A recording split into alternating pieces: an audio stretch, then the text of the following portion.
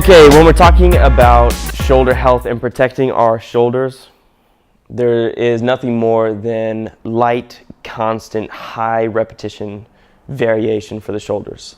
They are the most mobile joint ever. They roll, slide, glide, and have so much range of motion that they like to be taken to that range of motion really nicely with some resistance for a lot of repetitions. It's how we keep our shoulders feeling really good, feeling really bolsterous. A lot of really heavy pressing or pressing overhead or pulling sometimes can cause them to feel a little bit angry and pissed off. So one of my favorite things to help my shoulders on my warm-up and my cool down, something that I do daily, is some kind of banded resistance work. This was shown to me by a company that designed something called Crossover Symmetry, and they have a beautiful layout. I love the Crossover Symmetry. It helped repair my rotator cuff, but I also found these Pagines on Amazon for like $25, and it comes with a whole set that is variant from light to heavy, and it comes with all the handles and everything like this. You can attach this at home to your door, to a post, or to anywhere, and it's such a good tool, especially if your shoulders take a lot of damage from sport, from your daily activities in life, etc., etc., or if you're doing some healing instrument repair. So let's go over my favorite banded shoulder workout with these things. So first off, we're going to stand shoulder width. We're always going to cross the band, so we're never going to do same side, but cross them so that we can get this cross-directional training. The very first one is going to be really nice. It's going to be shoulder circles. So I'm coming down here, always setting my shoulders, and I'm going to be doing small circles to the right. And I'm going to come in a nice snow angel fashion. While I'm doing these circles, I'm going to be trying not to let my traps take over, but always letting them depress. Doing this by taking big belly breaths in and out. On the way overhead, if my shoulders start to fall forward, if my hands start to come in front of my face, that's super normal. We want this to be really yummy on the shoulders and not hard. This is just a warm-up. On the way back, I'm just switching those circles until I come all the way down to the very start position, and then I'm just going to rotate again, keeping the bands crossed, and continue the same thing. Very small circles, one way, all the way until I'm overhead, making sure I'm not overextending but staying really nice and tight.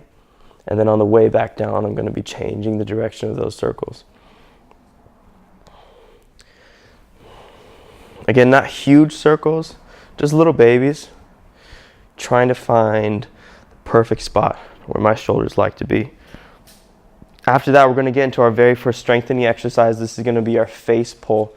So I'm going to start with my hands out in front of me, setting my shoulders. The very first thing is going to be my elbows are going to be tracking backwards. I'm going to end in this nice 90-degree position with my elbows and wrist in line. I'm squeezing my back. All of this motion is coming from the muscles in my back here. Allowing it to come forward. A nice squeeze here. If my traps start to elevate at the very bottom, I'm going to find some room for my neck and let them come back. Doing 10 face pulls. After I do 10 face pulls, then I'm going to go into face pulls with the rotation. Face pull. At the very end of this 90-degree rotation, I'm keeping these elbows secure, rotating, engaging those rotator cuffs. Again, if traps start coming up, this is an opportunity for me to squeeze down and find my true strength in the back. Slowly letting those wrists fall forward and then coming through. That's one repetition. Again, face pull, rotation, rotation, and back through. Doing 10 repetitions of these.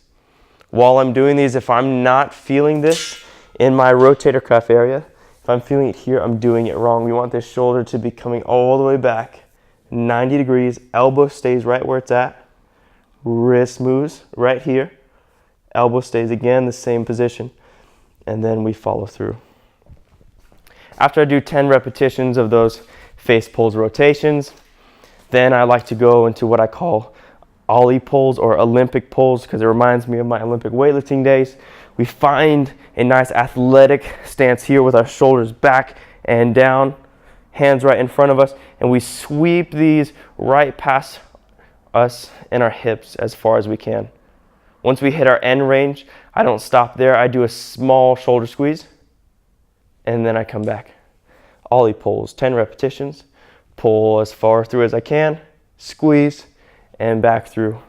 Always before I start pulling, I want to try and get these shoulders to be as much down as I can. Pull, squeeze, release. Pull, squeeze, release. 10 repetitions. At the very end, I'm going to do 10 ATYTs. Super simple. Coming up here for this A position. Find my athletic stance. I just make an A with the bands. A. T. Go into a Y. Y. T. That's one repetition. Again. A. T. Y. T. That's two. A. T. Y. T. Now with these bands, you can do any kind of variant that you like. If today you're working slow and you're just coming off of injury, or you really want to find your end range, pull to that A, squeeze, hold for a second. Pull slow for that T, squeeze, hold for a second. Same thing all the way around. We can make these as slow. Wouldn't necessarily want to go super fast on these, but really nice and control. The goal is to start to awaken all of these muscles in my back and my rotator cuff that help me protect these shoulders. Shoulder to